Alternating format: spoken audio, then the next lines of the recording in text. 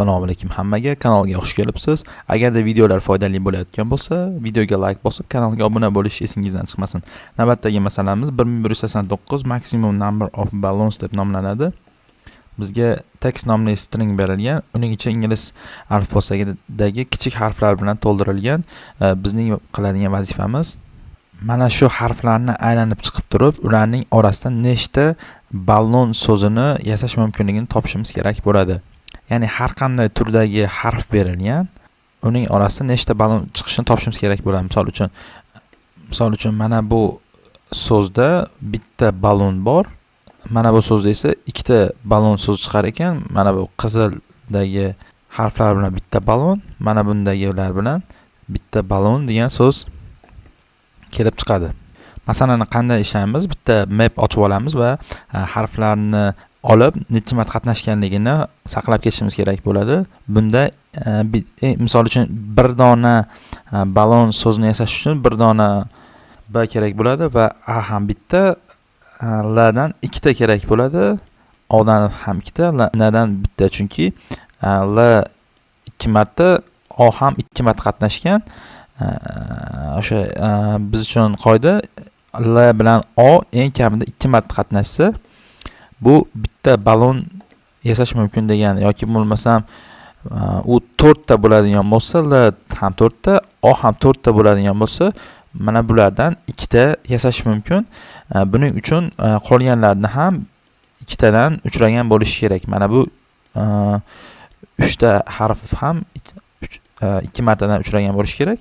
Agarda bular 2 marta bo'lsa, mana bular albatta 4 martadan, ya'ni 2x marta ko'proq uchragan bo'lishi kerak. Masalani ishlash uchun bitta b degan string ochib oldik. Mana bu so'zlarni yurish davomida tekshirib chiqamiz. Agarda o'sha mana bu string ichida bo'lsa, mana shu 5 ta harfning ichida birontasida bo'lsa, bitta map ochib olib turib, uning ichiga so'zlarni sanab ketishimiz va o'zimizga saqlab olishimiz mumkin. Demak, bitta map ochib olamiz, m nomli. Chap tomonga keyni, o'ng tomonga value ni saqlab ketamiz. Ya'ni harf ko'rinishi chap tomonda, uning necha marta qatnashganligi o'ng tomonda saqlab ketiladi. Endi bir marta yurishni boshlaymiz. L ga keldik. L da m ga, ya'ni mapga qo'shishdan oldin birinchi mana bu yerdan tekshiramiz. Bu yerda bormi? Demak, bor ekan. Shuning hisobiga buni qo'shsak bo'ladi. L bir marta uchradi va mana bu yerga ham bir marta yozib qo'ydik. Keyingi element o ga to'g'ri kelyapti. U mana bu yerda bo'lgan hisobiga uni ham yozib qo'yishimiz mumkin. Ya'ni bir marta, undan keyingisi ham olgan hisobiga mana bu yerda yangi ochib o'tirmaymizda, uning yoniga yana bitta qo'shib qo'yamiz. Keyingisi n bo'ldi bir marta, b bo'ldi, b ham bir marta, a bir marta, ya'ni a borligi uchun qo'shib ketamiz. L bir marta. Endi mana bu yerda tekshiramiz. H yo'qligini hisobiga m ga qo'shib o'tirmaymiz. Mana shu tarzda eng oxirigacha borib turib qo'shib olishimiz mumkin, natijani ko'rishingiz mumkin. Ya'ni l 4 marta, o 4 marta, n2, b2, a2 marta. Endi mana bu ya'ni ballonni necha marta qatnashganini hisoblash uchun birma-bir yurib turib, bularning orasida eng minimumni topishimiz kerak bo'ladi. Chunki misol uchun bizda a 1 marta qatnashib turib, b misol uchun 4 marta qatnashgan bo'lsa ham, biz faqatgina 1 marta ballon so'zini yasay olamiz, chunki 3 ta mana bu yerdagi b biz uchun keraksiz bo'lib qoladi. Chunki bizda faqatgina bittagina a bor.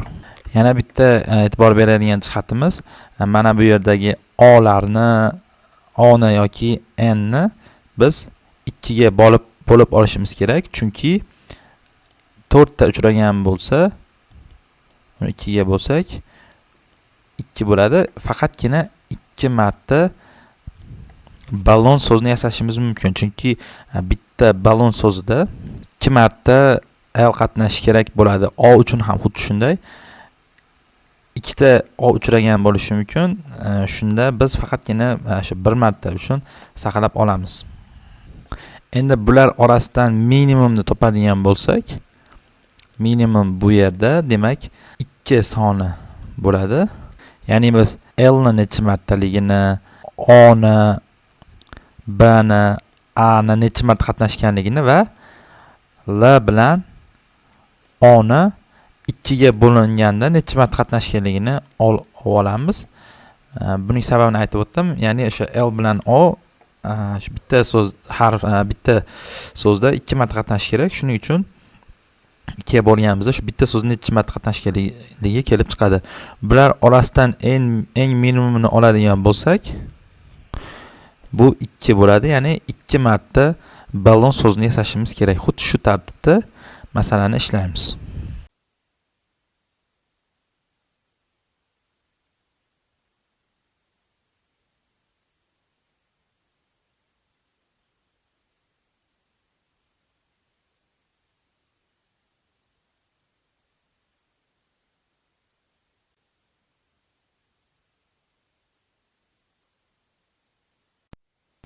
Endi bo'lsa kod formatini ko'rib chiqamiz. Bitta B nomli string ochib olamiz. Uning ichini balon degan so'z bilan to'ldirib chiqamiz. Ya'ni har bitta tekstga murojaat qilayotganda, ya'ni uning harflarini sonini hisoblayotganda tekshiramiz. Agarda balonda bo'ladigan bo'lsa, mapimizda ichiga olamiz, aks holda olmaymiz. Tekstdagi harflarni necha marta qatnashganligini hisoblash uchun bitta map ochib olamiz. Uning nomini map deb nomlaymiz. Buning uchun for loopdan foydalanamiz. Mapni tayanchisi, ya'ni navbatdagi harfni tenglaymiz. Map.get qilamiz. Agarda u bo'lmaydigan bo'lsa 0 qaytadi. Agarda bir marta uchrasa 1 ga oshadi, ya'ni 2 bo'lib qoladi. Agarda mapning ichida bo'lmaydigan bo'lsa 0 qaytadi, ya'ni get orqali va u 1 ga aylanadi. Endi eng qiziq joyga keldik. Return sifatida ana shu so'zlarni eng minimumini qaytarib yuborishimiz kerak. Bu juda ham uzun qator bo'ladi. Hozir yozib chiqamiz. Ya'ni mapni get qilamiz. Birinchisi agarda u bo'lmaydigan bo'lsa, tekstni aylanib chiqdik. U yo'q ekan, mapning ichida ham yo'q, tekstning ichida ham yo'q. Shuning hisobiga 0 qaytadi. Bu degani, agarda birorta harf, ya'ni balonni ichidagi birorta harf uchramaydigan bo'lsa, ya'ni 0 ga teng bo'ladigan bo'lsa, biz 0 marta so'z yasay olamiz. Ya'ni umuman balon so'zini yasay olmaymiz. Aks holda, misol uchun get qilganimizda bir chiqdi. Qolganlari misol 10 yoki 5 chiqadigan bo'lsa, ularning ichidagi eng minimumi 1 ga to'g'ri keladi va bir marta so'z yasay olamiz. Endi qolganlarni ham yozib chiqamiz. Map.get a qilamiz va 0 qilamiz. Shu yerda e'tibor berishimiz kerak. L ni yozayotganimizda uni 2 ga bo'lib yozishimiz kerak, chunki ikkita L bitta so'zga to'g'ri keladi. O uchun ham xuddi shunday. Uni 2 ga bo'lib yuboramiz. Eng so'ngida n ni yozib qo'yamiz. Xuddi shu tarzda uzun qatorni yozib olsak, o'sha eng minimumni topib beradi bizga. Buni ko'rinishga yaxshiroq bo'lish uchun qatorlarni bo'lib chiqsak bo'ladi. Demak, qatorlarga bo'lib chiqdik, eng minimumni topib olib, ana shuni return qilib yuboramiz. Masalamiz 2 millisekundda 69% foydalanuvchilardan tez ishladi, anchagina tez yechim hisoblanadi. Masalamizning time complexity'si big O ni ichida n ga to'g'ri keladi, chunki bizda n nomli tekst bor. Uning ichini mana bu for loop bilan aylanib chiqqanimizda bu n ga to'g'ri keladi. Shuning hisobiga n ni qaytarib yuboramiz. Mana bu minimumni topish eng oxirida joy egallamaydi va for loopni ichida aylanayotganimizda e'tibor berishimiz kerak. Mana bu ballonni tekshirib o'tirmadik, chunki usiz ham ishlar ekan. Shu joyga e'tibor berib o'tamiz. Space complexity faqatgina 1 ga to'g'ri keldi. Chunki masalani ishlash davomida faqatgina mapni ichini ingliz harflari bilan to'ldirdik. Ingliz harflari, ya'ni 26 ta harf Big O'ni ichida birga to'g'ri keladi. Shu narsa esimizdan chiqmasin. Hammaga rahmat. Keyingi videolarda ko'rishguncha.